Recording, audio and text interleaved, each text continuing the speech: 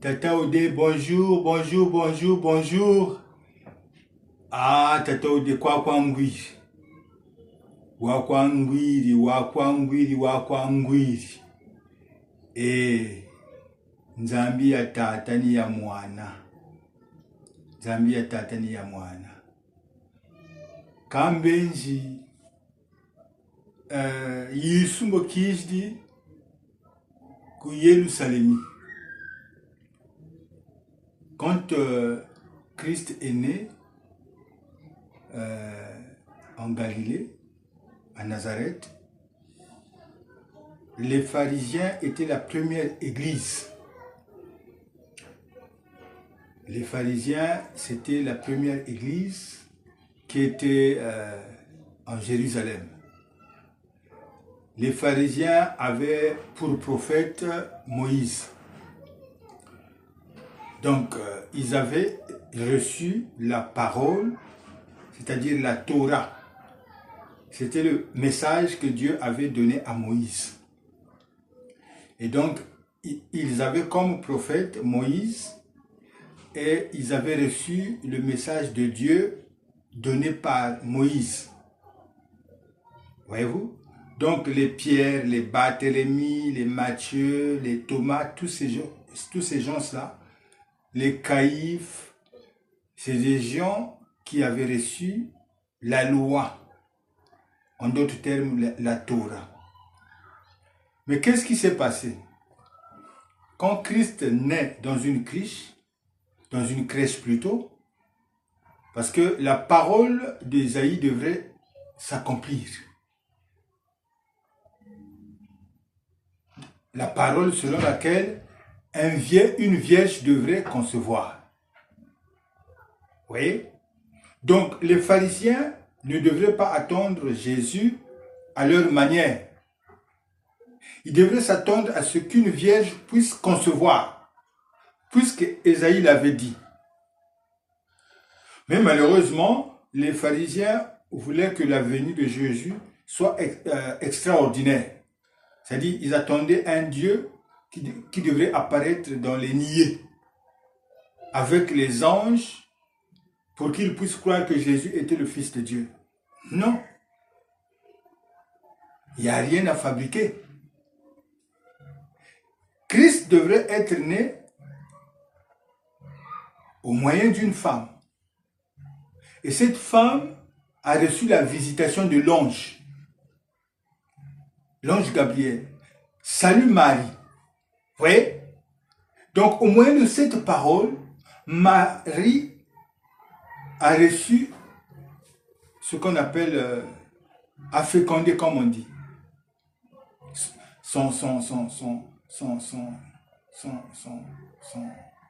Donc, Jésus est venu au moyen d'une parole prononcée par Gabriel. Et Marie est tombée enceinte. Oui. Et ce qui fait que, en ce temps-là, la loi disait que avant le mariage, on ne peut pas s'accoupler.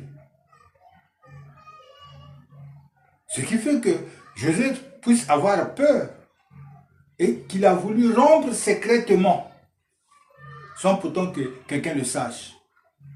Mais le même ange qui a visité Marie a apparu à son mari, c'est-à-dire Joseph, comme pour dire, ne crains pas de prendre Marie comme étant ton épouse. C'est ça qui a rassuré Joseph pour qu'il marche ensemble avec sa Marie jusqu'à ce que Jésus vienne au monde. Mais comment les pharisiens ont attendu la venue de Jésus? Peut-être que celle-ci devrait être faite d'une manière spectaculaire. Non. Ils devraient s'assurer que les écritures d'Ésaïe devraient s'accomplir. Une vierge allait concevoir. Et lorsque Jésus vint, les Juifs ne l'ont pas vu. Ils l'ont traité de Belzébul. Ils l'ont traité de tout.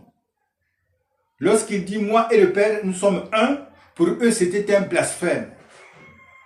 Vous voyez? Ils ont tapé à côté. Ils n'ont pas reconnu le Fils. Mais qui a reconnu le Fils en ce temps? C'était un groupe d'hommes, les 12. Mais eux, qu'est-ce qu'ils avaient fait pour reconnaître le Christ? Comme a dit Pierre, tu es le Fils du Dieu vivant. Qu'est-ce que Pierre a fait?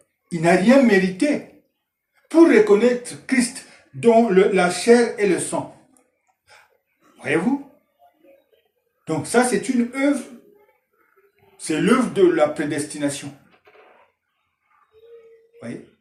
Donc il y a un petit groupe qui a connu Jésus en ce temps-là, qui était issu du pharisianisme, comme aujourd'hui le catholicisme peut représenter la loi de Moïse. Et du catholicisme est sorti le protestantisme avec Luther. Luther étant un prêtre catholique, à un moment donné, a claqué la porte. Pourquoi? Parce qu'il n'a pas retrouvé la même doctrine biblique chez eux. L'un des points qui a fait que Luther puisse quitter, à la place de Jésus, ils ont mis Marie. Ils ont adoré avec les bougies. Il y a bien des points qui ont fait que Luther puisse sortir. Et quand il sort, l'église protestante est appelée Binzambinzambi par rapport aux catholiques. Vous voyez? Ça a toujours été comme ça. Quand il y a le réveil dans un camp, on l'appelle Binzambinzambi. On dit que nous sommes la première église qui a existé depuis tout temps. Vous voyez?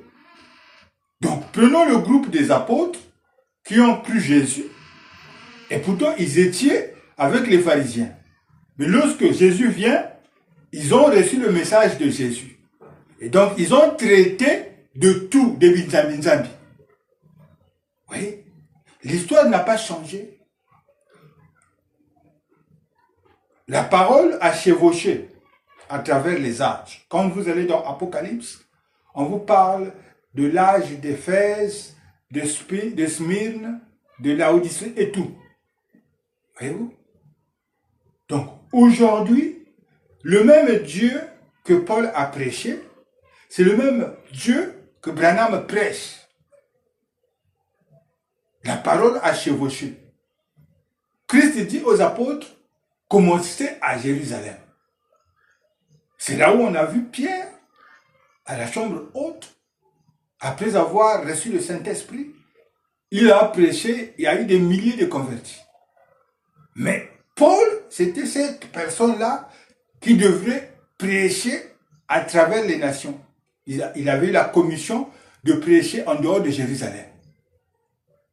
Voilà pourquoi la plupart des églises de réveil prêchent la sanctification. C'est le message de Paul. Vous voyez? Mais Paul a commencé. Et qui devrait terminer? Il fallait qu'il y ait un prophète du temps de la fin, que les nations devraient reconnaître. Il devrait prêcher pour emmagasiner la parole dans les cœurs. Parce que la Bible parle de l'enlèvement. Or, l'enlèvement est une foi. Ce n'est pas avec la même foi que les catholiques, que certaines personnes, que nous pouvons être enlevés. L'homme ira vivant au ciel. Donc, il faut une certaine foi pour vaincre ce qu'on appelle la loi de la pesanteur.